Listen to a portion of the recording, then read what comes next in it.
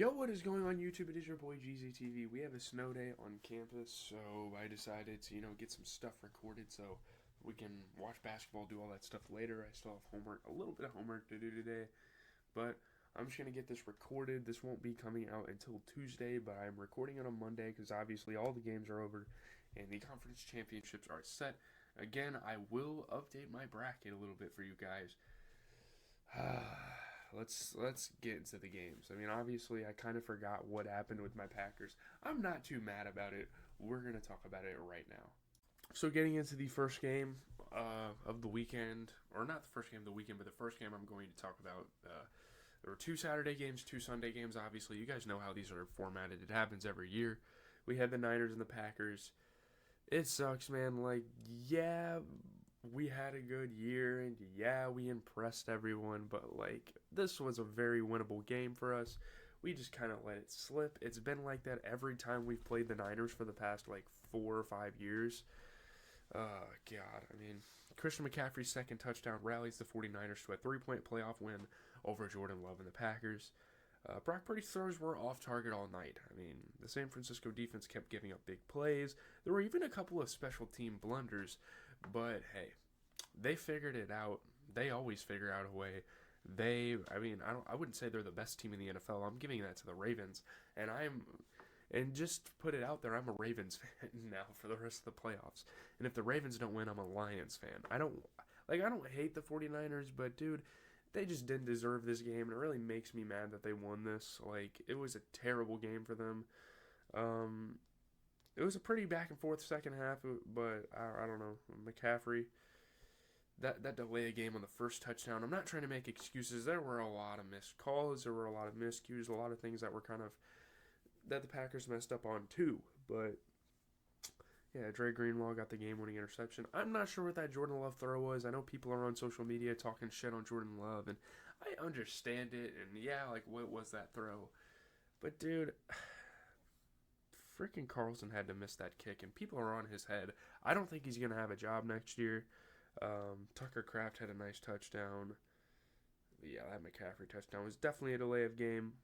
But I'm not going to make excuses. Jordan Love, 21 for 34. He threw for 2 touchdowns. But yeah, I mean, 2 picks in the divisional round is never really going to get you anywhere.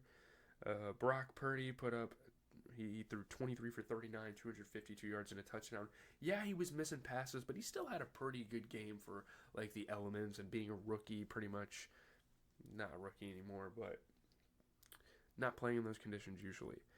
Aaron Jones had 18 carries for 108 yards. I'm really happy that Aaron Jones could end the season on a consistent mark. Christian McCaffrey had 17 carries, 98 yards, 2 touchdowns. This was a really good game offensively towards the second half. People were starting to play amazing. And for the second straight game, Romeo Doubs played amazing. 4 catches for 83.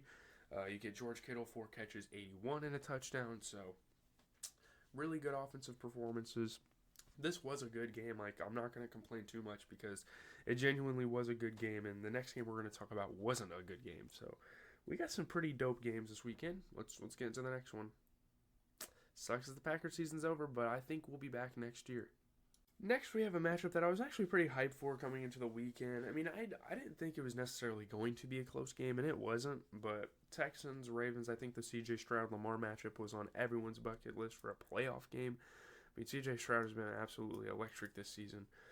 But Lamar Jackson and the Ravens pull away in the second half to beat the Texans by 24, and they reach the AFC title game. I'm super happy for the Ravens. Lamar Jackson had already done plenty of running by the time he reached the end zone in the fourth quarter, and man, he's just proving he's the best by far dual threat quarterback in the NFL. 4 touchdowns, 2 each way, passing and running. Great games. Yeah, I mean, really putting the game out of reach, really clinching the win.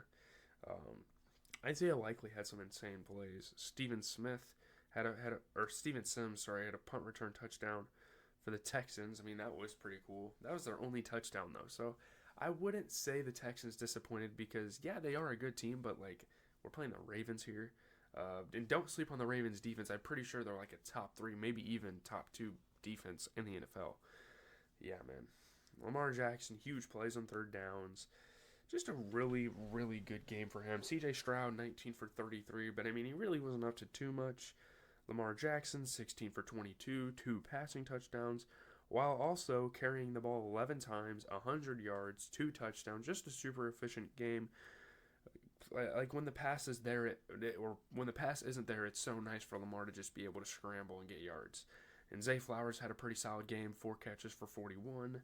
And that's his first playoff game. That's not bad. Nico Collins, sorry about that. Nico Collins ending a pretty solid year off with 5 catches for 68. So yeah, I think the Texans will be back next year as well. And obviously for Ravens Niners, those are my Super Bowl picks. So we're still alive with at least the Super Bowl matchup. We'll have to see how the conference championship goes again, or the conference championship games go. But yeah, we're cooking with that. So taking a look at the Sunday games, we're going to start with the Buccaneers and Lions game. Really good game. I'm really happy for the Lions. Obviously, they are our division rivals, but I'm super happy for them. Jared Goff throws 2 touchdown passes. The Lions advance to the NFC title game with an 8-point win over the Buccaneers. I mean, Jared Goff is good enough for Detroit, as his coach recently reminded him. Like, he is a fine quarterback in the league, and he's honestly a really slept-on quarterback in the league, too. Not a lot of people talk about him, but he makes plays, and yeah, Baker Mayfield threw a costly interception. I mean, him and Jordan Love threw costly interceptions this weekend. It's just the classic throw a turnover and then lose the game. I don't know what it is about the NFL script. No, I'm kidding. There's not a script, but yeah, pulling away late in the game, they reached their first NFC Championship game in over 30 years. I think it's been I think it was like 33 to be exact. That's ridiculous. That's a third of a century that they haven't been to a title game for their conference. But Bucks got the late touchdown. Couldn't convert the 2-point attempts. I don't know what they were doing there. That was strange. I don't know. Amon-Ra St. Brown had a touchdown. Jahmyr Gibbs had a touchdown. I mean, all of the offensive weapons for Detroit came to play tonight. Baker Mayfield, 26 for 41, 349 yards, 3 touchdowns. But he did throw 2 picks. And going against Jared Goff, who threw 30 for 43 for 2 touchdowns, I mean, you can't really afford to make those mistakes. Rachaad White had 9 carries for 55, while Jahmyr had 9 for 74 and a touchdown. So pretty solid games for both of the running backs there. Mike Evans had an insane game. He was carrying the weight receiving-wise for the Bucks. I mean, 8 catches, 147 yards, and a touchdown. Insane game. It's just they couldn't pull through. They couldn't make plays late in the game. Amon-Ra St. Brown got in the end zone, like I said before, and yeah, that's pretty much it for that game. Shout out to the Lions. I'm obviously like an Eminem fan too, so that's cool to see him get excited. But yeah. And last but probably least, my least favorite playoff game of the weekend, we had the Chiefs and the Bills. Because, man, like, I don't want to sound like a Chiefs hater. I don't want to come on here and shit on them for no reason. Because obviously they are exceeding expectations for the playoffs already. But, man, can they just stop? They can't keep getting away with it, cue the Jesse meme. But, yeah, Travis Kelce scores twice. The Chiefs beat the Bills by 3 to advance to face the Ravens in the AFC Championship, which, by the way, Pat Mahomes against Lamar Jackson is going to be a great game. But I really hope the Ravens lay into them. Like, and the whole Taylor Swift thing ruins things as well. That doesn't help it. It's just so many things that I'm just sitting here like, why do I have to witness this? I mean, no matter the setting, Arrowhead Stadium or Orchard Park, Patrick Mahomes and the Kansas City Chiefs keep finding ways to beat Josh Allen and the Buffalo Bills in the playoffs. He literally owns Josh Allen, and I don't know. I mean, they just simply outplayed them. I just don't know. There were a lot of scores in the second half. And obviously Tyler Bass missing the field goal. Him and Anders Carlson decided to have some choke jobs this weekend. Waving goodbye to the Bills fans, eh? Yeah, I don't think they'll be doing that to the Ravens fans. I just don't think so. We'll have to see how that game goes. Josh Allen had a wide open receiver in the end zone on the final drive, missed him. There were just miscues. I don't know if it's hard to close a game against the Chiefs or what it is, but I don't know. People just choke against them time and time again, no matter like how good or bad their defense plays that year or their offense or whatever. the whole fumble thing for a touchback. I think the league actually discussed that, and they were thinking about like getting rid of that rule, but like it doesn't make sense because you're losing the ball. There's a loose ball going into the end zone and out of bounds, so it is a touchback, and especially because it's the team going that towards the end zone's ball at the time, and he loses it. It's like punting the ball. That's pretty much what they did when they got to the end zone. I don't know. Looking at the performances, I mean, Patrick Mahomes, pretty efficient.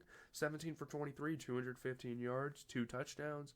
Josh Allen, 26 for 39 with a touchdown. He didn't play terrible. It's just kind of down the stretch, missing guys, all that type of stuff.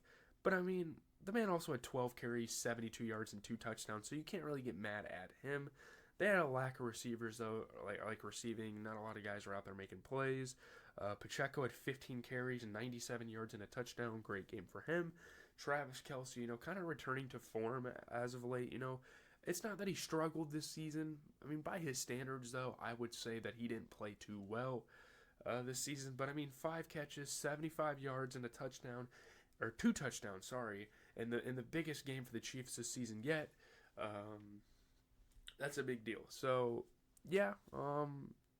But the Bills were my pick to go to the conference finals or championship, whatever. I mean, it's not the NBA. We shouldn't call it that, the finals. But so that was another missed pick from the week. But I mean, I got the nine. Well, obviously the Cowboys couldn't make the NFC or the conference finals, but I got the Niners and the Ravens right. I got them winning their game. But conference championship is next weekend. I'm pretty excited. I will probably go home and watch that a little bit with my family. But Chiefs, Ravens, Lions, Niners. I mean, realistically, the Ravens and the Niners are probably going to win, and these are probably like the worst odds I've seen for championship games in a minute. So yeah, I'm out, guys. Short little outro. I'm gonna kind of record some Soprano stuff, kind of try to get it exported. Sorry, gonna be working on that throughout the day, but I'm out, guys. Peace.